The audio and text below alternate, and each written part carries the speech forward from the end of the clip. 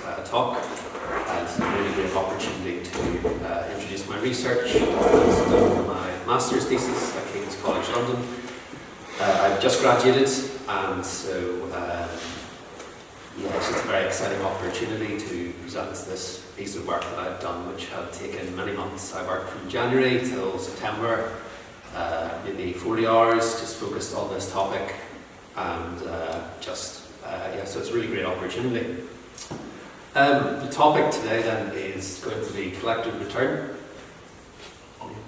Collective return, refugee community and participation, which was very related to the people from Artsakh who were displaced, unfortunately, in September 2023. So I'm just going to do the first to the session plan. I'm going to start just by talking about background. Then we'll talk about the concept of refugee community, talk about the concept of collective return, talk about the concept of participation, and then I was hoping we could have a Q&A, but also I want to hear your thoughts, and as we said earlier, have a bit of back and forth on this topic. So the background now. Of course, they are a group of Armenians indigenous to the mountainous Karabakh, Artsakh region, in the southern Caucasus. They have their own cultural rituals, cuisines, dialects, I think, which distinguishes them from a lot of Armenian groups. And as I have mentioned, they had been displaced in September 2023 by the Azerbaijan military. So this brings me then to the concept of refugee community. The people had been under 9 months of blockade in Karabakh, in Artsakh, and after that 9 months they had been displaced and crossed the border from the Nagorno-Karabakh Republic into the Republic of Armenia. This means that under international law those people would be designated as refugees, which means that they are people who have, for reasons of discrimination or fear, moved from their home region to another legal area.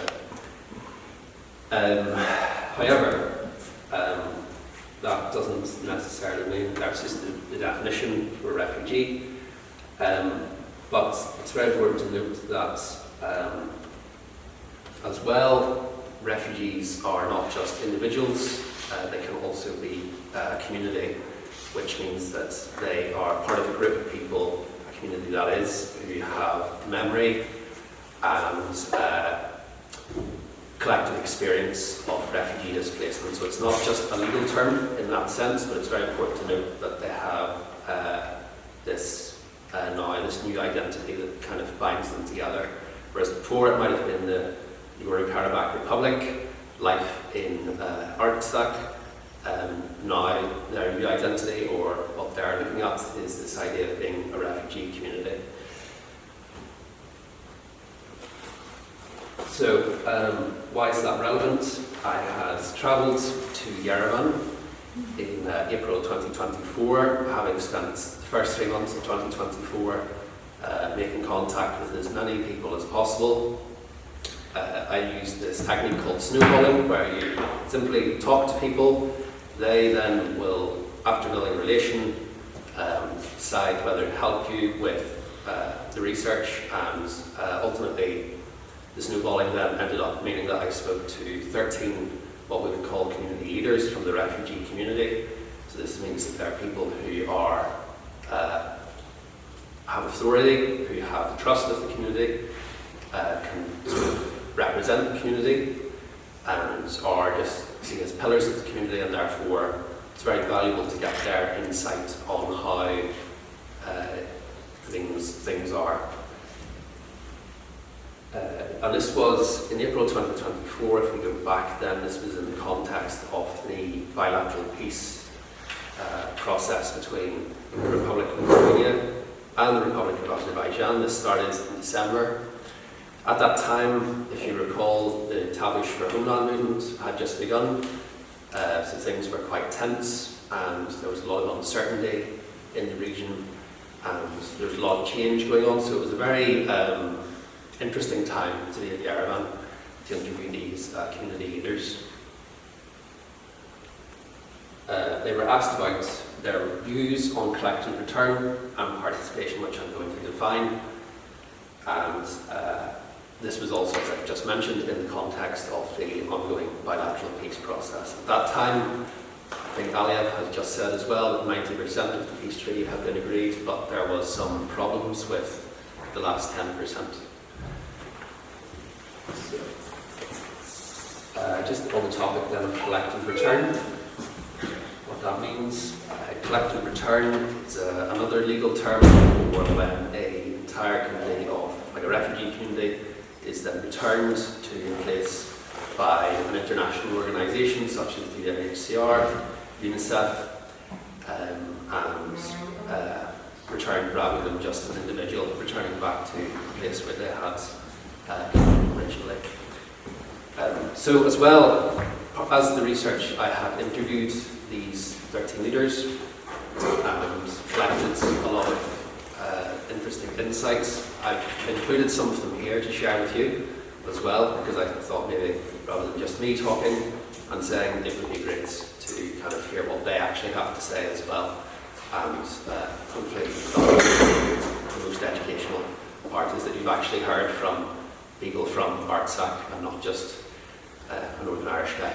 So yes, I asked about collective return, and this is what they had to say then.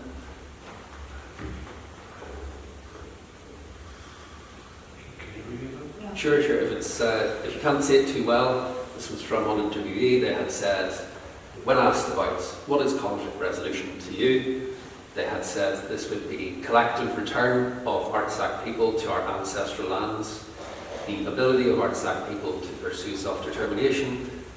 This is a right enshrined in international conventions. And there we go again. We are still ready for negotiations. We all have one major aim: to return to our homes. So collective return is perhaps the most important concept for the Artsakh people.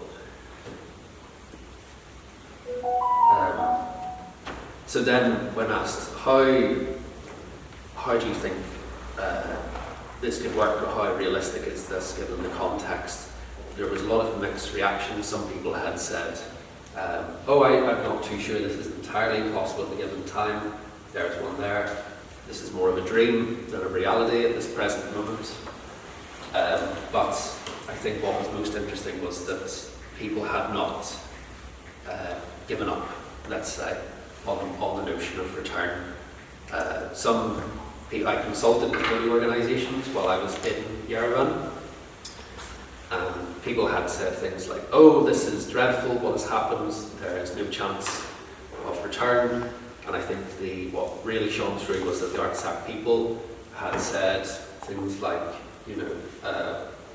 basically the situation is so unstable and uncertain at the moment that perhaps in the next few years the geopolitical situation, or however it is, will transform enough that actually return becomes possible. So, as I said, collective return is just when a refugee community is returned to their place of origin as a group by an international organisation or a government. And it's basically been done when the refugee community has this idea of what return should look like. They share it with the international bodies, and the international bodies and the governments can say, yes, this is great, we have a plan, let's follow it and go to this. So then, one thing to say is that collective return can be very political, because in many contexts it may be very clear-cut that the refugee community can return to this place. In other contexts, such as one of Armenia, Azerbaijan, it may be less clear-cut and there's a lot of politics to deal with. So,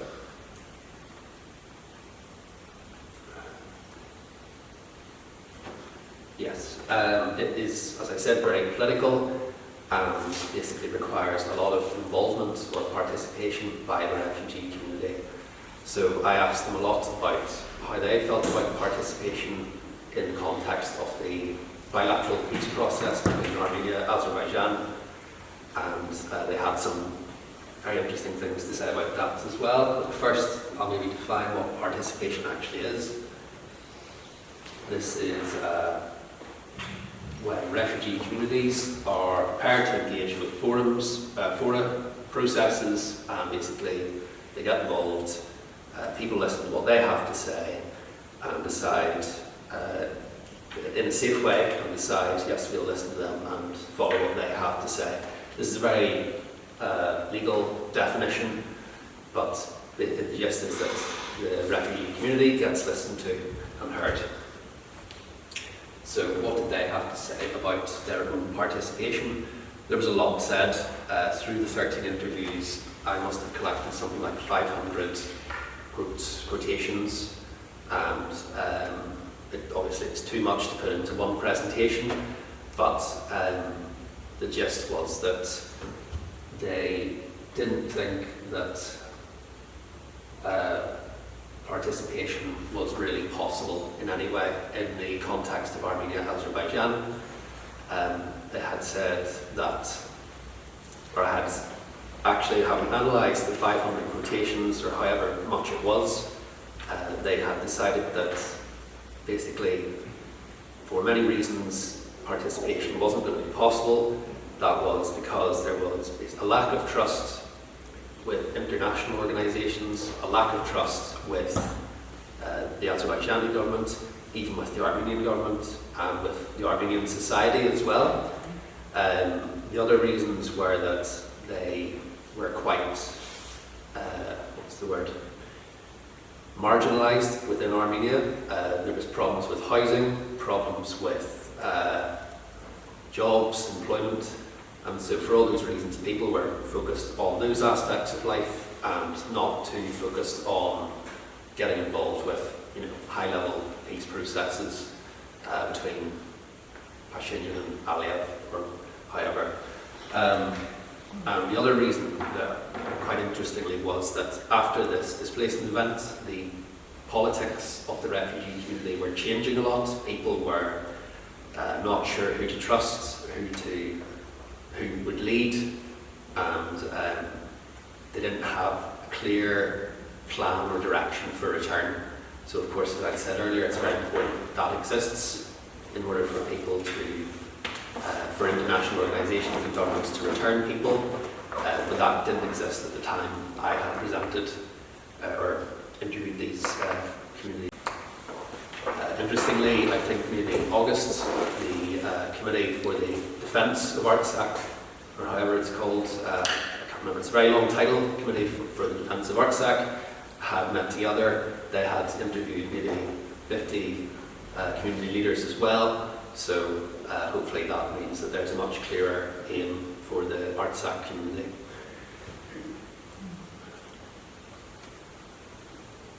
So just, and again, some of the things they had said on the topic of participation.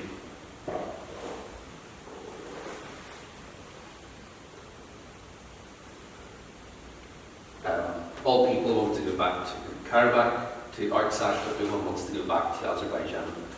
So there was a lack of trust really with the Azerbaijani government, understandably, and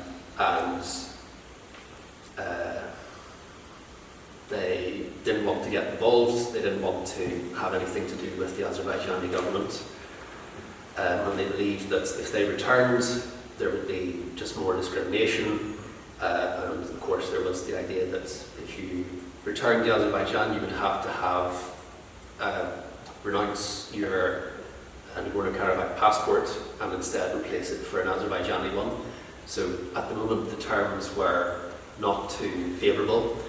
There was fears that the long-standing negative relationships between the Azerbaijani people and the Armenians, like Armenophobia, would mean that their return would be detrimental at this time. So for all those reasons, people felt that they couldn't trust the Azerbaijani government as a negotiating partner. Then, in relation to international bodies and governments. There was a lot of distrust. People had said that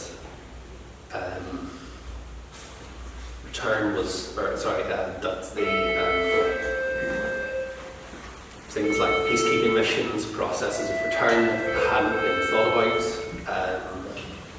There was a lack of focus as well during the blockade, and a lack of attention given. So for all these reasons, the international community wasn't very trustworthy either. And the other thing that had been mentioned was that I said, well, what about if we had the European Union or we had the USA get involved and kind of act on your behalf? And they had said it wouldn't be possible, we can't really tell if they are on our side. They are part of NATO, this belongs, Turkey is part of NATO, they import oil from Azerbaijan, how can we really trust them to look after our interests? So for all those reasons, there was a lack of trust, and this just meant that they didn't feel they could participate in peace processes.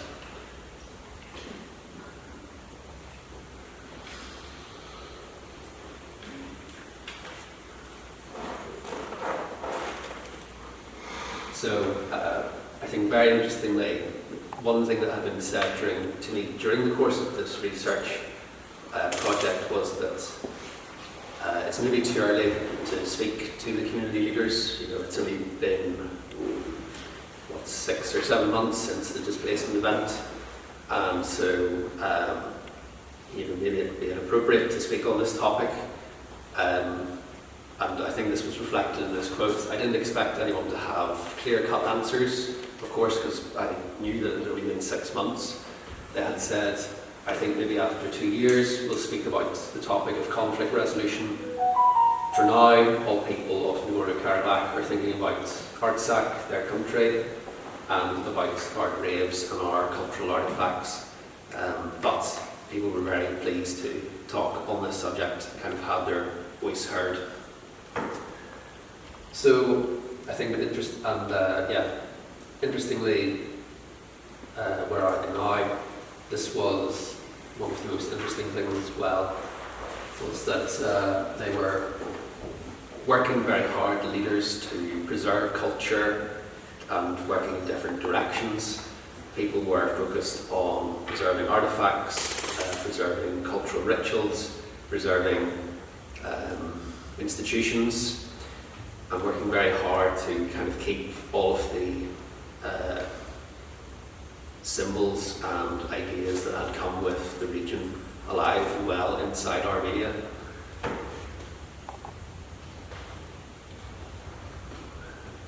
So, for example, one person had told me that there was a lot of enthusiasm to attend Refugee University, which had been set up in Yerevan in the back offices of a technical university. And that was quite interesting. We went up, winding the staircase, and ended up on the 3rd floor, and this entire floor had been dedicated to the staff of Refugee University, and so many students had started attending that university in a kind of attempt to keep that institution alive. There was work in the education field as well. People were working to continue educating Artsakh children, although there were some struggles, as you can tell from this quotation, to kind of deliver education. But there was also political work done by charities as well. And actually, when I was there, it didn't seem that there was a lot of interaction between the civil society organisations, but they had said maybe this is something we should consider. It would be very beneficial if we all got together and kind of shared this experience rather than just working in individual ways. So, as I said, basically things were very uncertain for the Nagorno-Karabakh Armenians at the time. People weren't sure about housing, about employment, they weren't sure about return. lots of things were going on, and I think that as time has gone on, especially with new sort of presidency in America, other things going on in the world, there's a lot of uncertainty around, and for them that can be a little bit alarming because they don't know what the future is going to hold. It's not just them, however, and I think one thing that they had really shown was that collective return, and the idea of return was now a really defining idea of their community, and they really held on to it, and there was a real desire to keep the community alive, thriving, to maintain all of their rituals, dialect, cuisine, culture, and just preserve that. And even if return doesn't happen in the next year or 2 years, maybe in 10 years, 20 years, because of all this hard work that they've put in, it means that when they hopefully get the opportunity to go back, that all that hard work will have paid off. And I think one thing that was very interesting was that some international organisations I'd spoke with said things like, "Oh, they've been through too much. They're very." I think one word someone had said is broken, which was not very true actually. When I had met the people, they were very lively, very willing to speak on the topic, working very hard as community leaders. And I was just very amazed, really, and it was a completely different sort of idea than what I'd been told when I went to them. When I went to them, it was very different to how they'd been portrayed. So I had done some reading around it, and I came across this really great piece of poetry about the CAIA people. And here it is, which was really great. I had put it up at the start of the dissertation as a kind of just an acknowledgement of the hard work that they've done, and so.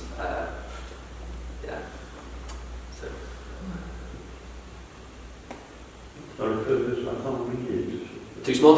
That's all right. I can only read the first verse. Yeah. Okay. Put this at the end and we'll begin reading. Sure.